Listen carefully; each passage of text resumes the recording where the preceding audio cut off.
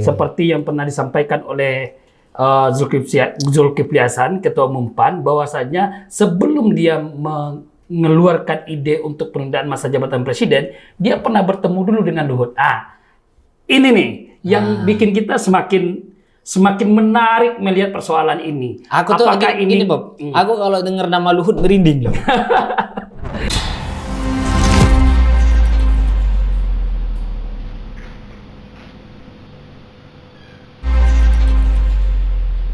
Assalamualaikum warahmatullahi wabarakatuh. Masih bersama Indo Isu di program yang sama, Indo Talk. Kali ini kita hadir di tema yang sama seperti yang kemarin, tapi ada permintaan banyak dari subscriber kita untuk melanjutkan pembahasan tentang perpanjangan masa jabatan presiden dan penundaan pemilu. Kita akan membahas bagaimana siasat mengulur perpanjangan masa jabatan presiden. Masih bersama teman saya, Bobby Darmanto. Tentunya jangan lupa yang kemarin juga bahwa Bobby ini adalah direktur utama dari lembaga Enigma. Eksekutif ya, direktur eksekutif Enigma. Gimana kabarnya, Bob? Alhamdulillah baik, sehat. Ya. Terima kasih undangannya kepada Indo Isu. Karena begini, Bob, memang topik kita yang kemarin ada banyak permintaan. Artinya nggak hanya cukup di parpol dong. Ada nggak unsur-unsur lain, variabel lain yang kemudian terlibat langsung dalam proses penundaan pemilu dan perpanjangan masa jabatan ini. Nah, itu kemudian kita perdalam di sini gitu. Bagaimana siasat gitu kan. Ini ngomong siasat udah kayak Sun Tzu kan. Udah kayak Sun Tzu. Gimana, Bob? Jadi begini, persoalan penundaan pemilu yang kita bicarakan kemarin, hari ini semakin terlihat titik terang dan benderangnya siapa oknum-oknum yang mulai bermain di bagaimana penundaan pemilu ini bisa berjalan, sehingga penundaan masa jabatan presiden juga ikut terbawa di situ. Seperti yang pernah disampaikan oleh Zulkifli Hasan, Ketua Umum PAN, bahwasanya sebelum dia mengeluarkan ide untuk penundaan masa jabatan presiden, dia pernah bertemu dulu dengan Luhut. Ini nih yang bikin kita semakin menarik melihat persoalan ini. Aku tuh gini, Bob. Aku kalau dengar nama Luhut merinding loh. Ya, agak serem memang kalau kita nyenggol ke sana gitu loh. Terus. Tapi hari ini kan mulai disebutkan tuh ada terkait 1-2 nama oknum di istana yang menginginkan hal demikian. Tentu kita jadi secara tidak langsung narasi yang disampaikan oleh ketum-ketum partai bahwasanya penundaan masa jabatan presiden ini karena A, B, C, D langsung terbantahkan dengan semakin terkuatnya bahwasanya sebenarnya ide ini adalah pesanan salah satu oknum. By design. Bagaimana dia memesan itu kita kan yang perlu kita dalamin terus ini. Artinya sejalan dong inline bagaimana di podcast kita sebelumnya bahwa ini nggak logis kalau ini atas nama inisiatif masyarakat gitu kan. Kalau sudah begini kan muncul. Artinya bisa nggak hal itu kemudian dikatakan ternyata ini nih, motifnya ketum-ketum parpol, 3 ketum parpol yang kemarin itu kemudian menunda pemilu. Yang begitu motifnya. Jadi secara tidak langsung dengan terkuatnya ada salah satu oknum yang bermain, tentu masyarakat, rakyat, akademisi, para pegiat demokrasi bisa mengambil kesimpulan bahwasanya ide penundaan masa jabatan presiden itu motifnya adalah kekuasaan. Ya, bagaimana mereka tetap stay di seperti yang berjalan sekarang di pemerintahan gitu loh. Kalau seperti Erlangga jadi Menko ya tetap berlanjut Menko gitu ya kan. Atau berarti nggak ada keinginan sekarang jadi Menko atau pemilu selanjutnya jadi presiden, nggak ada mungkin ya? Iya, kalau dia setuju dengan ide penundaan ya nggak ada dong. Karena kan mengingat balehonya di mana-mana tuh tiga ketum parpol yang menolak kemarin itu, 2 ketum parpol itu balehonya di mana-mana itu. For presiden, for 2024. Jadi begini bro, jadi ada yang menarik dalam situasi politik yang ada di Indonesia hari ini gitu loh. Persoalan elektabilitas ini juga menjadi tolok ukur bagi seseorang untuk maju di Pilpres 2024. Betul. Meskipun baliho sudah di mana-mana, namun elektabilitas tidak juga kunjung naik signifikan. Sementara tokoh-tokoh dari luar pemerintahan itu mulai nampak tuh pelan namun pasti track kenaikan elektabilitasnya itu terus. Misalnya saya kasih contoh seperti Gubernur DKI Jakarta Anies Baswedan terus mengalami peningkatan elektabilitas.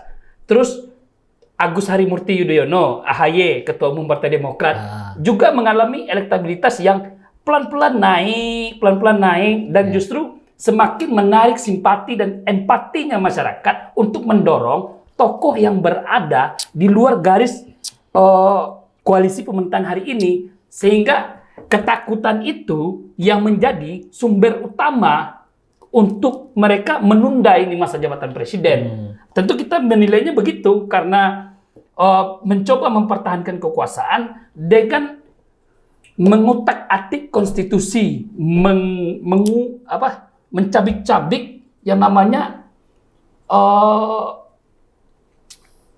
konstitusi negara dengan melakukan amandemen kilat. Nah, ini nih ada bahasa begitu kan?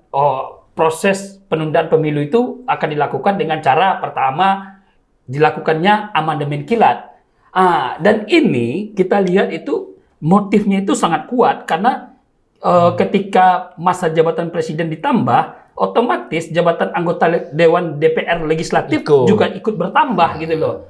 Sehingga upaya mengamandemen pemilu di DPR itu bisa menjadi sesuatu yang tidak sulit karena besarnya koalisi yang ada di pemerintahan ini kan. Mengamandemen undang-undang lah ya. Tapi kita juga melihat ini sedikit lebih aware juga terhadap beberapa partai yang ada dalam pemerintahan yang justru ikut menolak karena melihat reaksi dari para tokoh, reaksi dari para pegiat demokrasi, reaksi dari para aktivis yang bahwasanya menolak penundaan pemilu itu sesuatu yang sangat tabu. Jadi ada presiden dari partai koalisi yang ikut menolak itu. Tapi, ini tapinya ini. Gimana?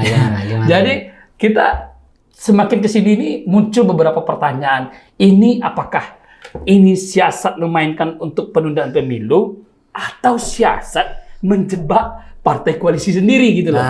Contohnya gini loh. Setelah saya lihat itu beberapa fenomena. Pertama muncul rilis tentang kepuasan kinerja Presiden Jokowi. Habis itu Caimin Ketua Umum PKB memberikan masukan untuk menunda pemilu.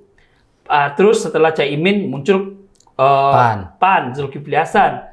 Terus muncul Erlangga Hartarto sebagai Ketua Umum Golkar juga mengisyaratkan penundaan pemilu. Sementara partai utama yang mengusung Pak Jokowi, Megawati, itu langsung menolak. Karena dia menolak justru nggak di awal, menolak setelah reaksi publik itu kan menghujat tiga tokoh ini jadinya kan.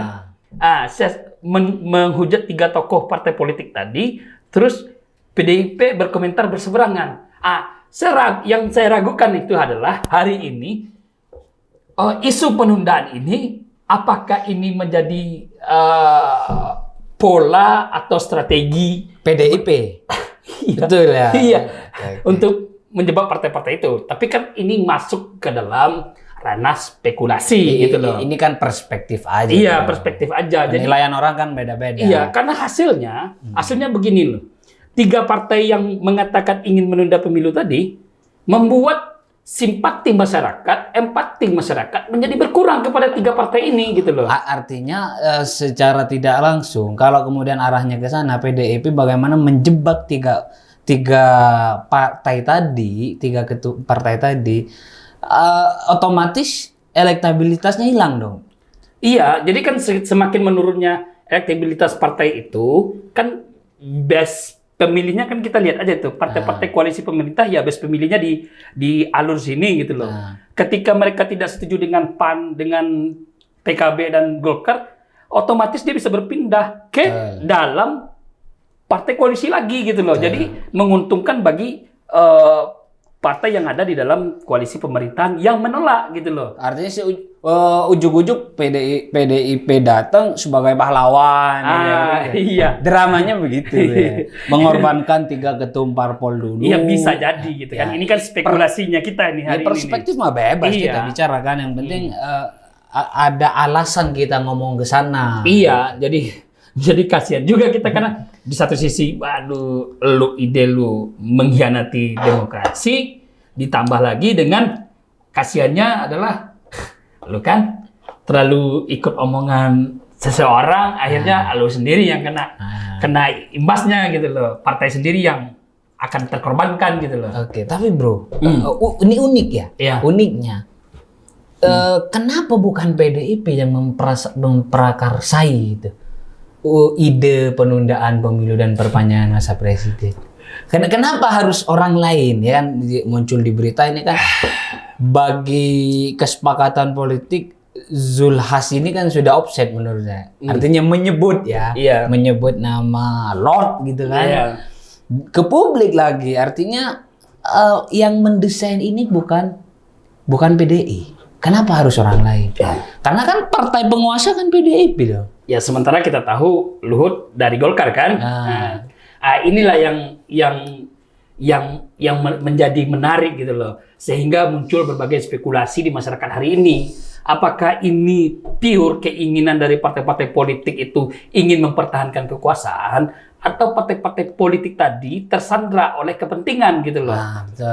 Tersandra oleh kepentingan. Jadi kita jadi meragukan, wah ini atau seperti yang di awal tadi, ini penjebakan terhadap partai-partai itu. Bisa gitu jadi loh. begitu ya. Iya. Tapi yang lebih nampak ketika Lord yang memainkan, tentu ada kepentingan dong. Oh sangat. Ini kalau ada kepentingan dan itu. Iya. Jadi setiap keputusan yang dibuat oleh Lord,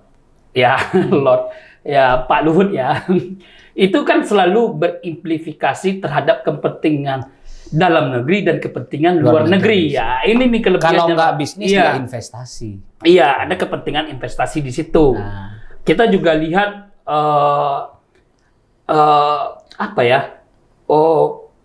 banyak proyek-proyek yang berskala nasional hari ini yang serentak akan dijalankan. Tapi bagaimana proyek-proyek nasional ini bisa berjalan?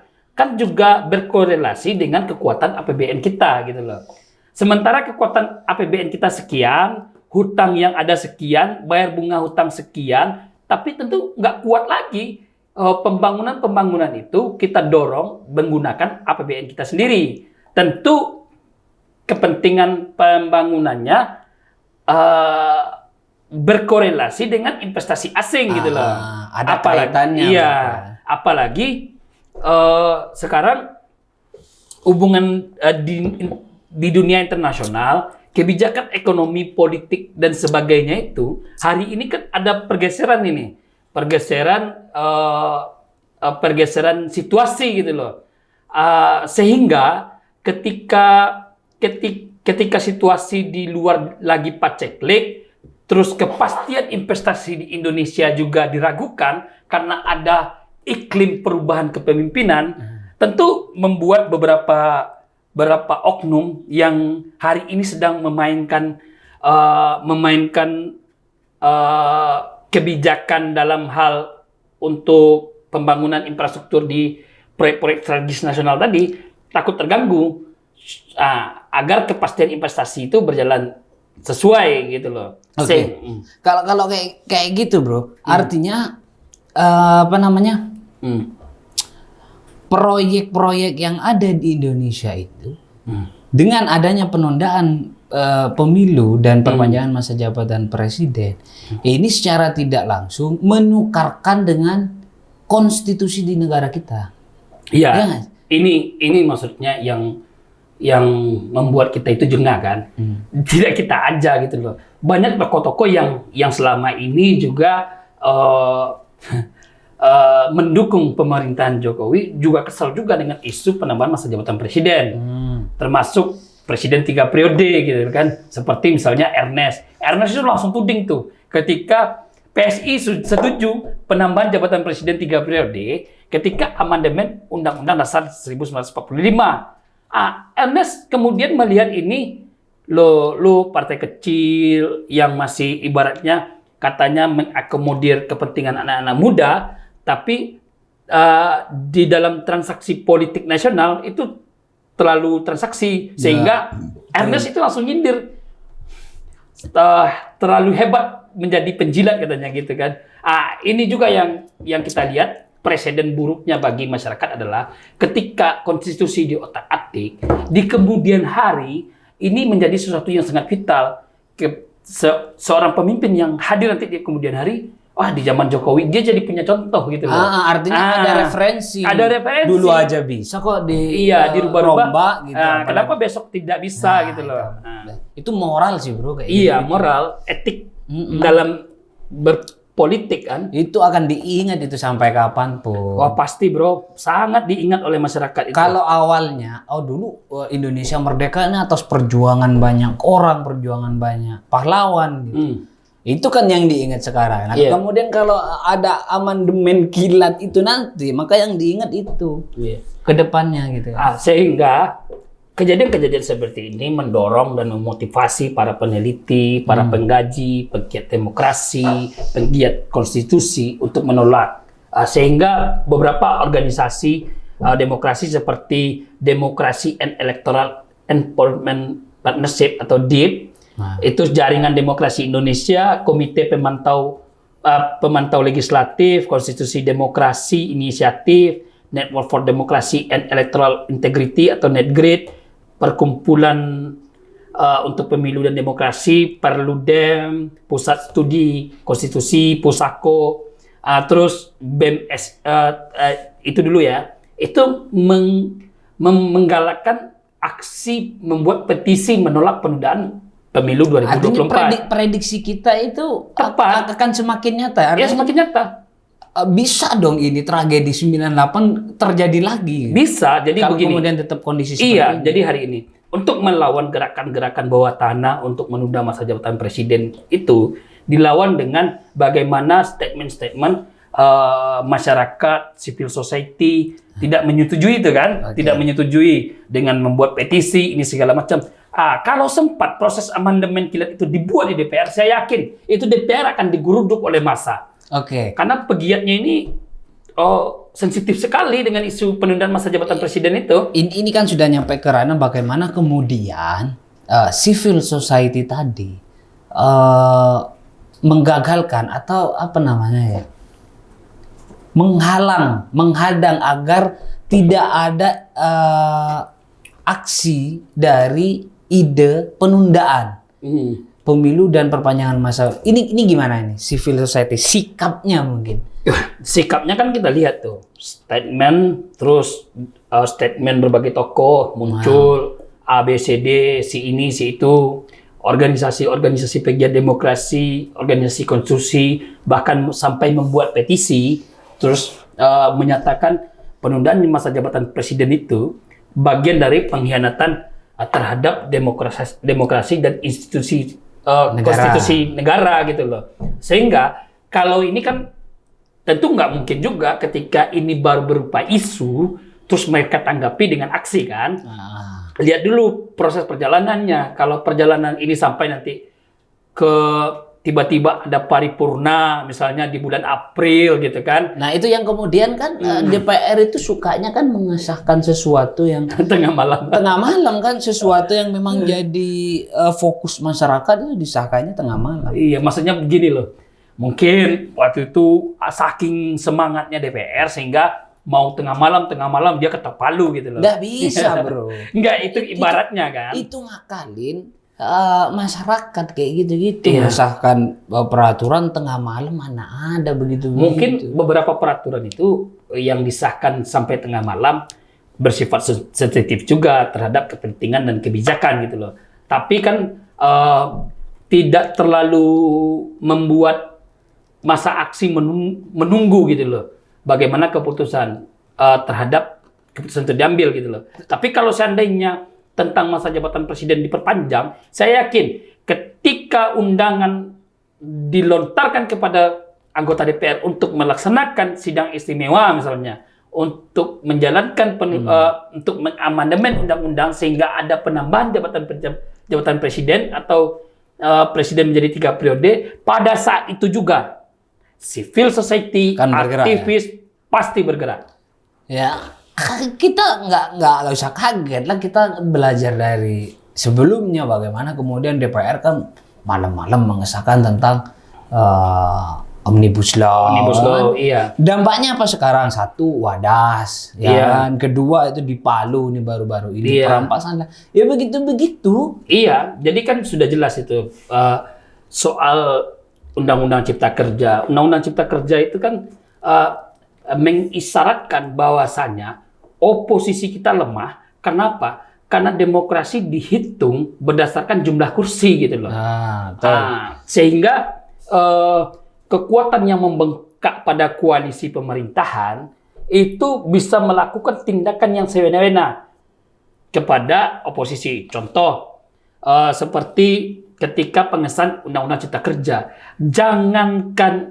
jangankan bersuara keras dan lantang terhadap penolakan itu, berbicara aja mendingnya sampai dimatikan gitu loh kan. Ini kan yang membuat kita lucu, yang membuat kita jengah terhadap bagaimana kepemimpinan hari ini, bagaimana pemangku-pemangku kebijakan membuat keputusan itu seperti menyepelekan yang namanya demokrasi. Sementara demokrasi ini adalah jalan tengah untuk menjaga peradaban di Indonesia, untuk menjaga perbedaan-perbedaan yang ada di negara kita gitu loh. Sehingga demokrasilah yang kita pilih sebagai jalan tengah untuk menjalankan roda konstitusi di Indonesia gitu loh. Saya pikir begini, saya pikir teman-teman mahasiswa, aktivis, social society secara umum, ini kayaknya perlu berkemah deh di depan kantor DPR kayaknya. Harus standby terus kayaknya.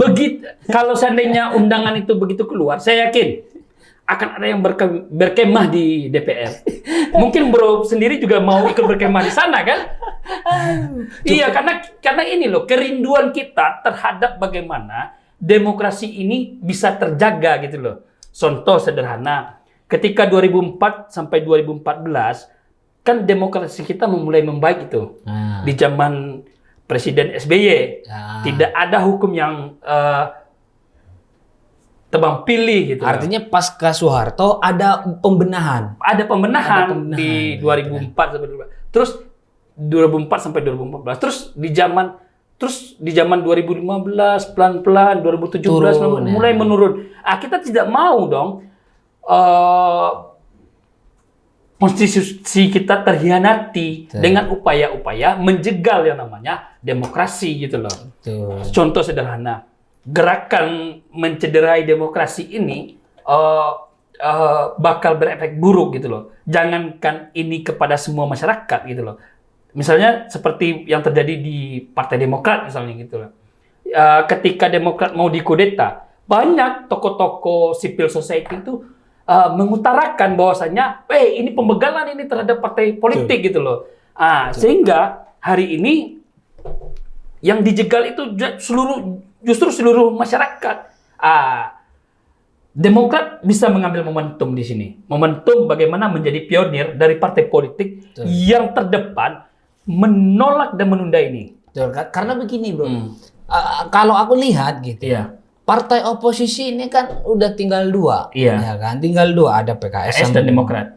Yang vokal sampai hari ini yaitu Demokrat. Iya, Demokrat. PKS juga vokal. Iya, memang perannya koalisi, tapi kehadiran di media, di lapangan sekarang, ya mohon maaf kalau kita lihat sendiri itu masih lebih vokal Demokrat. Iya, Demokrat kencangnya itu karena begini loh. Demokrat ini kan kalau kita lihat dari bagaimana dia tumbuh, dia tumbuh kan di 2004 ketika ingin mencalonkan Presiden SBY untuk menjadi calon presiden. Semangatnya itu adalah semangat demokrasi. Semangatnya adalah semangat bagaimana menampung berbagai kekuatan politik untuk bersama-sama membangun bangsa dan negara gitu loh. Itu semangatnya gitu loh. Jadi sehingga Sehingga ketika yang dicederai demokrasi ini, wajar juga Ketua Umum Partai Demokrat dengan tegas menyatakan, wah, kita harus lawan ini upaya-upaya pembegalan terhadap demokrasi gitu loh, terhadap perpanjang masa jabatan presiden.